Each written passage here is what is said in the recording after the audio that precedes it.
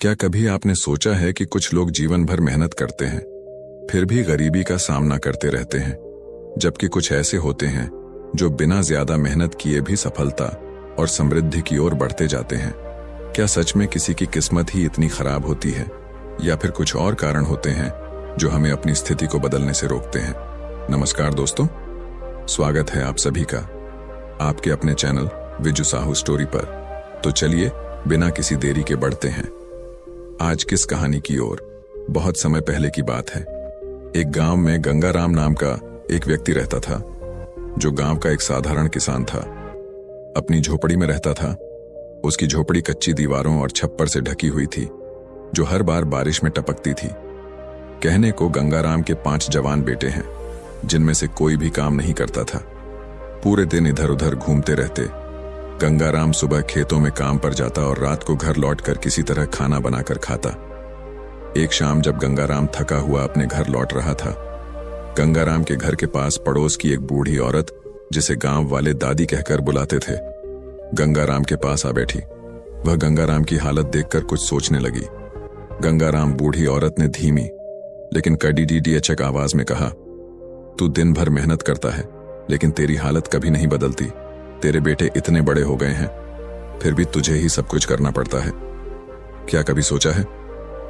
गंगाराम ने गहरी सांस ली और अपनी आंखों में भरी थकान को छुपाने की कोशिश करते हुए कहा, दादी, क्या करूं? मेरी किस्मत में यही लिखा है। बेटों को भी समझाया, लेकिन हमारे पास ना तो साधन है, ना ही कोई उम्मीद। दादी ने कुछ देर सोचा और फिर कहा, बेटा, तेरे 5 बेटे हैं, कम से कम किसी एक की शादी करवा दें।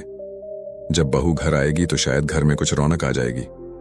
बहू का आना घर को बांधता है, औरतें घर को संवारती हैं। शायद तुम्हारी जिंदगी में कुछ बदलाव आ जाए। गंगाराम ने गहरी नजरों से दादी की ओर देखा और बोला, दादी, मेरे बड़े बेटे सबल की शादी तो 2 साल पहले ही हो गई थी, लेकिन क्या फायदा, वह पीहर से कभी वापस ही नहीं आई। हमारे पास ना तो उसे लाने का साधन था और ना ही उसे रखने की व्यवस्था। घर की हालत देखती तो और ज्यादा दुखी हो जाती। दादी के चेहरे पर चिंता और अनुभूति की झलक थी। दादी ने कहा, तूने कभी उसे लाने की कोशिश की? गंगाराम ने सिर झुकाते हुए कहा, कैसे लाता दादी?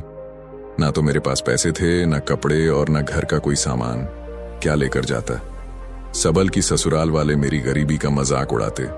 दादी ने थोड़ी देर तक सोचा, फिर उसने अपनी लाठी संभाली और कहा, गंगाराम, चिंता मत कर, मैं तेरी मदद करूंगी। कल सुबह सबल को मेरे पास भेज देना। मैं उसे कपड़े दूंगी और थोड़ा सामान भी। वह अपनी पत्नी को लाकर इस घर को नया जीवन दे सकता है। गंगाराम की आंखों में थोड़ी उम्मीद जागी। वह बोला, दादी, तुम तो भगवान हो, लेकिन मेरी किस्मत को बदलना इतना आसान नहीं है। क्या वह लड़की इस हालत में इस घर में रह पाएगी? दादी ने मुस्कुराते हुए कहा, बेटा, किस्मत मेहनत और समझदारी से बदली जा सकती है। तू सबल को भेज दे, बाकी सब मैं संभाल लूंगी। बहू आएगी तो घर में रौनक जरूर आएगी। बस तू हिम्मत मत हार। गंगाराम ने सिर हिलाया और दादी के सामने कृतज्ञता प्रकट करते हुए घर चला गया। सुबह सुबह सबल को बुलाकर गंगाराम ने उसे सारी बात बताई।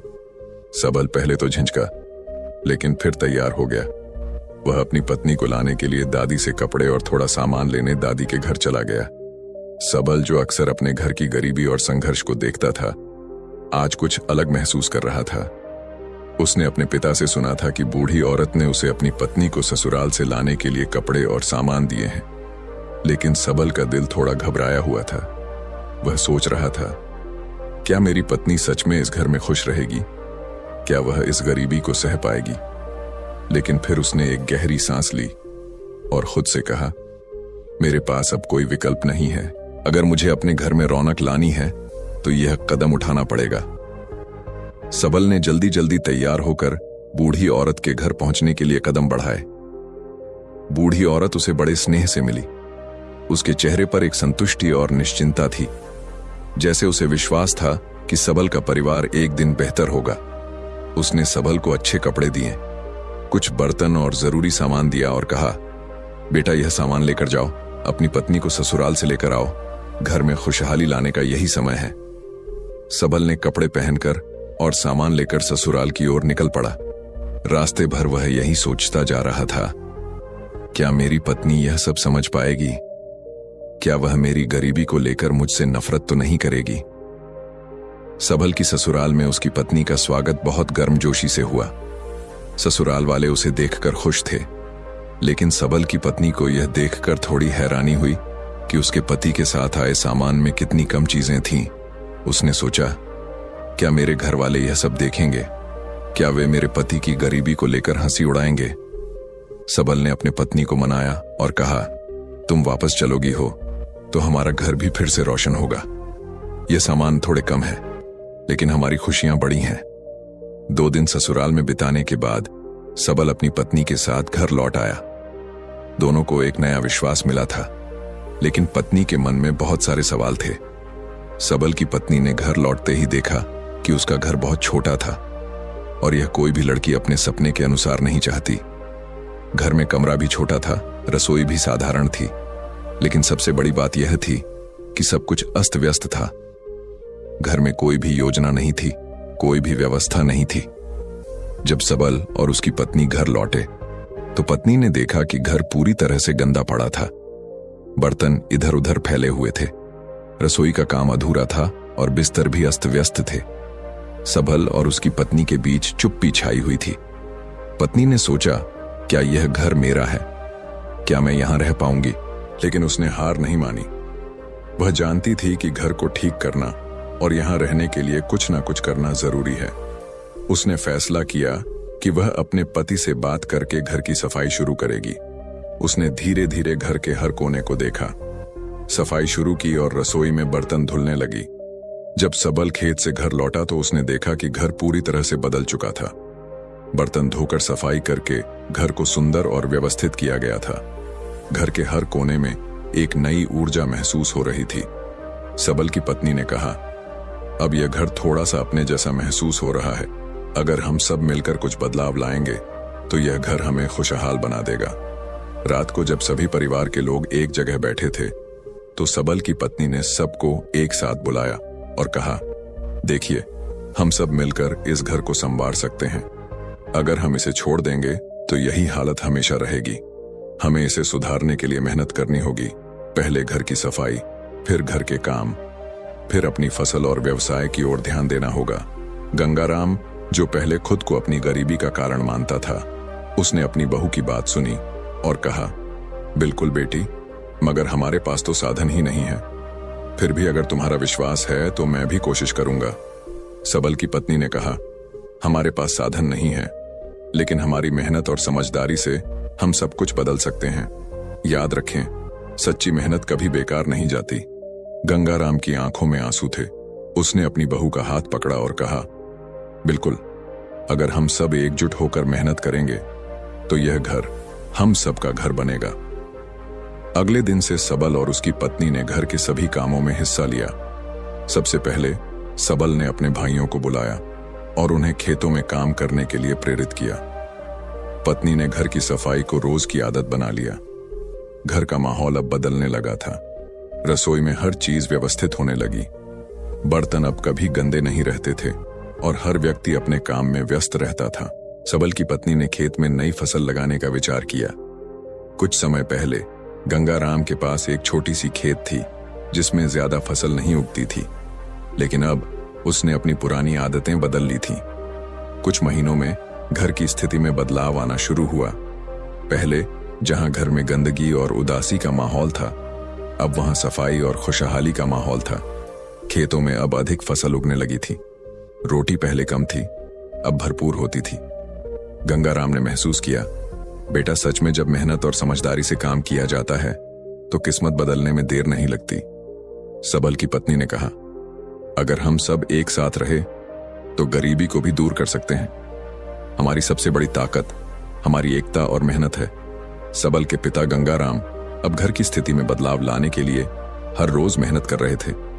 उनकी बहू ने एक दिन उनसे कहा, पिताजी, आप हर दिन मेहनत करके काम से लौटते हैं तो कुछ ना कुछ सामान जरूर लाया कीजिए। घर में हमेशा कोई ना कोई चीज होनी चाहिए, नहीं तो घर में खाली हाथ आने से मन भी उदास रहता है। गंगाराम, जो पहले ही अपने बेटे और बहू के अच्छे सुझावों से प्रेरित थे, यह सोचकर मुस्कुराए। ठीक है, मैं आज से ऐसा ही करूंगा। अब गंगाराम हर रोज काम से लौटते वक्त कुछ न कुछ लेकर घर आते थे। कभी वह घर की जरूरी चीजें लाते, कभी कोई छोटा सा तोहफा। घर में चीजें बढ़ने लगी और सबको अच्छा महसूस होने लगा। लेकिन एक दिन वह बिना किसी सामान के लौटे बहू ने देखा और पूछा, पिताजी, आज आप कुछ लेकर नहीं आए? गंगाराम थोड़ा परेशान होकर बोले, आज कुछ नहीं मिला बहू, बस ये मरा हुआ सर्प ही मिला, इसे ले आया। गंगाराम ने सर्प को एक कोने में रख दिया और अंदर जाकर खाना खाने लगे। लेकिन उसकी बहू सोच में पड़ गई। उसने सोचा, आखिर इस मरे हुए सर्प का घर में क्या काम। इस बीच आसमान में एक चिल गिद्ध उड़ता हुआ दिखाई दिया। उसकी आंखों में तेजी थी और वह दूर दूर तक अपनी नजरें फैलाए हुए था। अचानक उसकी नजरें उस झोपड़ी पर पड़ी जहां गंगाराम और उसका परिवार रहते थे। वह नीचे झांकते हुए देखता है कि वहां एक मरा हुआ सर्प पड़ा हुआ था। चिल ने इसे अपनी चोंच में पकड़ लिया और आसमान में ऊंची उड़ान भरते हुए उस मरे सर्प को अपने साथ ले गया। लेकिन हवा के झोंके से चिल की चोंच में से कुछ गहनों का हार फिसल कर गिर गया। वह हार सीधे उसी झोपड़ी के आंगन में गिरा जहां गंगाराम का परिवार रहता था। गंगाराम की बहू, जो अभी भी सोच रही थी कि सर्प का क्या करें, अचानक हार को गिरते हुए देखती है। वह हैरान होकर चीख पड़ी, पिताजी, पिताजी देखिए, तो क्या यह हार आपके घर गिरा है? गंगाराम ने भी देखा और बोला, यह क्या है? यह तो कोई गहना है। वह हार सोने का था और उसके ऊपर बारीक कारीगरी से रानी के राज्य का प्रतीक बना हुआ था। बहू ने हार को उठाया और ध्यान से देखा तो समझ गई कि यह कोई साधारण हार नहीं था, बल्कि एक बहुत ही कीमती हार था। बहू ने हार को गंगाराम को दिया और कहा, पिताजी, यह हार बहुत ही खास लग रहा है। लगता है कि यह किसी अमीर परिवार का है। क्या यह हार रानी का हो सकता है? गंगाराम ने हार को ध्यान से देखा और कहा, बहू, यह हार सच में बहुत खास है। ऐसा लगता है कि यह किसी रानी का है, लेकिन यह हमारे पास कैसे आया, यह तो मुझे भी समझ नहीं आ रहा। इस हार को देखकर दोनों को समझ में आया कि कुछ विशेष होने जा रहा था। यह हार, जो एक दुर्लभ घटना के कारण उनके घर आया था, अब उनके जीवन में एक महत्वपूर्ण मोड़ ला सकता था। पिताजी, बहू ने कहा, हमें इस हार के बारे में और सोचना चाहिए। शायद यह कोई संकेत है और हम इसे रानी के पास वापस लौटा सकते हैं। गंगाराम ने सोचा, अगर यह हार सच में रानी का है तो इसे वापस लौटाना हमारी इज्जत और हमारे आत्मसम्मान का सवाल होगा। हमें इस हार को वापस करने का तरीका ढूंढना होगा। अगले दिन गंगाराम और उसकी बहू ने निर्णय लिया कि वे हार को रानी तक पहुंचाने का तरीका ढूंढेंगे। उन्होंने सोचा कि जब तक वे इस मामले से निपट नहीं लेते, तब तक किसी को इस हार के बारे में नहीं बताना चाहिए।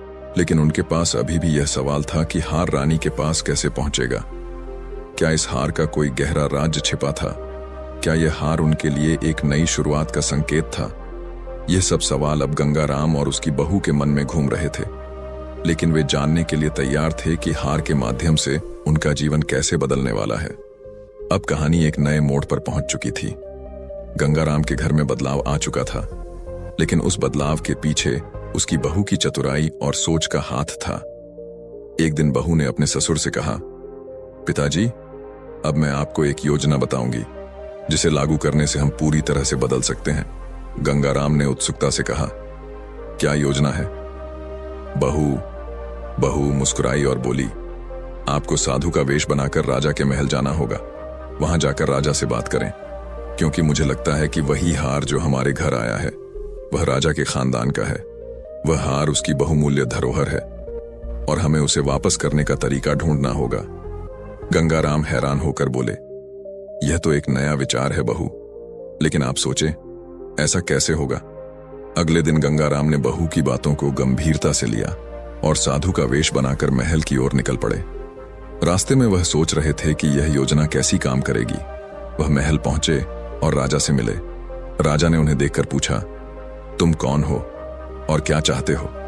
गंगाराम ने अपना झूठा परिचय दिया और कहा, महाराज, मैं एक साधु हूं और मुझे आपकी चिंता का हल पता है। आपके महल में जो हार गायब हुआ है वह मेरे दिव्य दृष्टि से देखा है। राजा हैरान होकर बोले, तुम सच कह रहे हो? तो यह बता कि वह कहां है?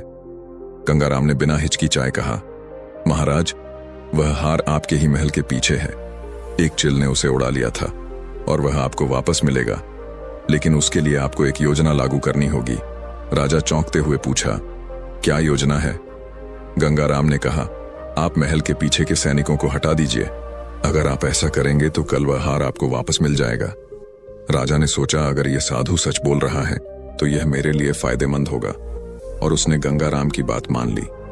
अगले दिन गंगाराम और राजा महल के पीछे गए, जहां वह हार छुपा हुआ था। जैसे ही राजा ने देखा, वह हार सचमुच वहीं पड़ा था। राजा बहुत खुश हुआ और राजा ने गंगाराम से कहा, तुमने मेरा बहुत बड़ा नुकसान होने से बचाया। अब तुम्हें जो चाहिए वह मुझसे मांग लो। गंगाराम ने कहा, महाराज मुझे कुछ नहीं चाहिए, बस मैं आपको एक सलाह देना चाहता हूं। इस साल धनतेरस के दिन राज्य में किसी के घर दिया नहीं जलना चाहिए, सिवाय मेरे घर के। राजा चौंकते हुए बोला, क्या यह तो बड़ी अजीब बात है साधु, क्या तुम मेरी बात का मजाक उड़ा रहे हो? गंगाराम ने शांत रहते हुए कहा, महाराज यह बहुत महत्वपूर्ण है। अगर आप ये वचन पूरा करेंगे तो राज्य में कोई बड़ा संकट नहीं आएगा। राजा ने सोचा, जो वह कह रहे हैं वह सच हो सकता है, इसलिए मैं उनकी की बात मानता हूं। राजा ने पूरे राज्य में घोषणा कर दी कि धनतेरस के दिन किसी के घर दिया नहीं जलना चाहिए, सिवाय गंगाराम के घर के धनतेरस की रात। पूरे राज्य में अंधेरा था, क्योंकि किसी के घर दीपक नहीं जल रहे थे। लक्ष्मी माता, जो हमेशा धन और समृद्धि की देवी मानी जाती है, देख रही थी।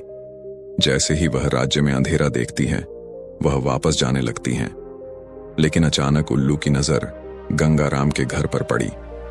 वहां एक दीपक जल रहा था। उल्लू ने देखा कि लक्ष्मी माता उसी घर में निवास कर रही थी। वह घर अब धन और सुख से भर गया था। लक्ष्मी माता ने गंगाराम के घर को आशीर्वाद दिया और उसे समृद्धि से भर दिया। उसी रात गंगाराम का घर एक झोपड़ी से बदलकर एक आलीशान महल बन गया। अगले दिन गंगाराम और उनका परिवार यह देखकर चौंक गए कि उनका घर पहले जैसा नहीं था। वह सब कुछ नया और चमचमाता हुआ था।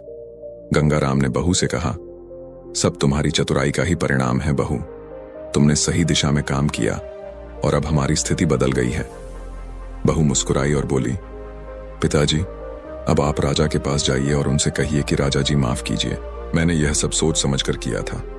हमारे राज्य में एक बड़ी घटना होने वाली थी, लेकिन आपकी कृपा से वह टल गई। गंगाराम ने सोचा, बहू ने सही कहा, मुझे राजा के पास जाकर अपनी बात रखनी चाहिए।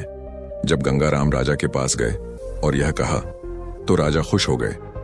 उन्होंने गंगाराम को खूब सारा धन दिया और आशीर्वाद दिया। अब गंगाराम और उनका परिवार संपन्न हो गया। इस कहानी से हमें 5 महत्वपूर्ण बातें सीखने को मिलती हैं। जो मनुष्य इन 5 बातों को याद नहीं रखता, वह हमेशा गरीब रहता है। पहली बात, हिम्मत और साहस। जो व्यक्ति अपनी मेहनत और साहस से काम करता है, वह कभी भी गरीबी में नहीं रहता। दूसरी बात, बुद्धि और सोच। बिना सोचे समझे काम करने से हमेशा नुकसान होता है।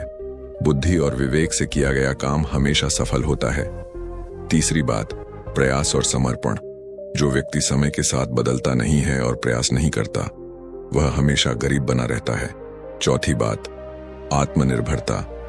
जो व्यक्ति दूसरों पर निर्भर रहता है, वह कभी भी समृद्धि और सफलता को नहीं पा सकता। पांचवी बात, स्त्री का सम्मान। जिस घर में स्त्री का सम्मान नहीं होता, वहां कभी समृद्धि नहीं आ सकती। कहानी का संदेश यह है कि विवेक, धैर्य और सही सोच से ही कोई व्यक्ति अपनी गरीबी को समाप्त कर सकता है और समृद्धि की ओर बढ़ सकता है। तो दोस्तों, ये कहानी कैसी लगा? आप हमें एक प्यारा सा कमेंट करके बता सकते हैं।